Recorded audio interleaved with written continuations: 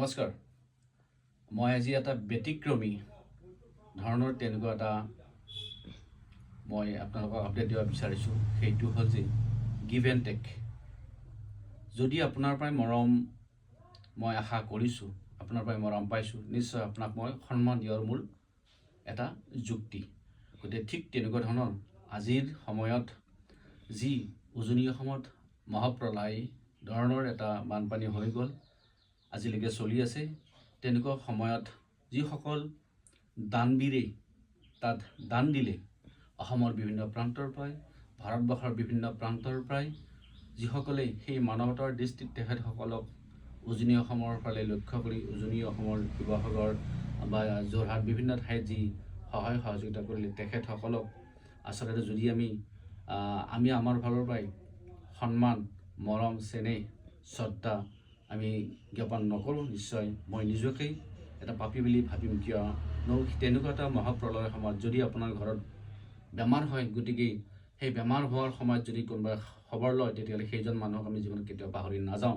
ঠিক তদ্ৰুপ অসমখনত যি এনেকুৱা এটা মহাপ্ৰলয় হৈ গ'ল, সেই যিসকলে আপোনালোকৰ ওচৰত গৈ হাৰা হৈছে, থিয় হৈছে, যিসকলে আপোনালোকক শ্ৰমদান কৰিছে, যিসকলে আজি আপোনাক এমুঠি অন্ন দিছে, যিসকলে আপোনালোকক পৰিশ্ৰম কৰিছে, যিসকলে বহুত উভৈনদী টকা আছে, তেওঁলোকে সহায় কৰিছে, তেখেতসকলক সঁচাই মই নতশিৰে তেওঁলোকসকলক মই শ্ৰদ্ধা জ্ঞাপন কৰিছোঁ, তেখেতসকলক মই নিবেদন কৰিছোঁ।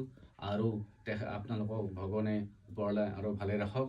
আৰু সেয়েহে আগন্তুক জীৱনত যদি কেতিয়াবা আমাৰ এনেকুৱা ধৰণৰ মহাপ্ৰলয় সৃষ্টি হয়, ভগৱানে নকৰক, তেতিয়াহ'লে এই যিটো আমাৰ মেছেজ, এই মেছেজটোৱে নিশ্চয় সকলো এটা আগ্ৰহণীয় হ'ব। কিয়নো যে যদি হয় আপোনাৰ পৰা মৰম পাইছোঁ, আপোনাক যদি মই ধন্যবাদ এটা দিওঁ, কিয় এটা ধন্যবাদেৰে মানুহৰ কোটি টকাৰ বিনিময়টো সেইটো ডিছমিছ কৰাত সহায় হয়। আমি পৌৰাণিক ক্ষেত্ৰত আমি গম পাইছিলোঁ, অসমীয়া মানুহে এযোৰা তামোল নাই যদি আপোনাৰ ওচৰত শৰণাগত হয়, গতিকে বহুত ডাঙৰ ডাঙৰ কাজিয়া পেচালো নাইকিয়া হয়। ঠিক তদ্ৰুপ যদি আজি এই মহাপ্ৰলয়ৰ সময়ত যদি আমি সকলোৱে তেখেতসকলক এটা ধন্যবাদ দিওঁ, তেখেতসকলক আমি একো দিব লগা নাই। কিয়নো আজি মই এটা বিশেষ এটা ল'ৰাৰ কথা ক'ব লাগিব, সময় গগৈ। সঁচাই তেখেতক চেলিউট হয়। তেওঁ আজি কিছু দিনৰ পৰা আমি চাই আছোঁ তেওঁৰ যিটো মানৱতা, তেওঁৰ যিটো মহানতা। গতিকে পাৰিলে চৰকাৰে তেওঁক সন্মান জনাব লাগে 15 আগষ্টত।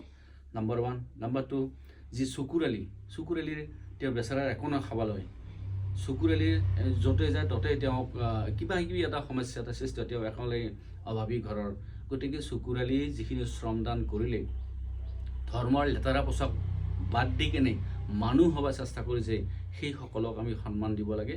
ধন্যবাদ জ্ঞাপন কৰিছোঁ চকুৰ আলি। গতিকে সেইটো এটা ডাঙৰ কথা। লগতে আছে আমাৰ বিকাশ অসম, তেখেতসকলে বহুত সহায় কৰিছে।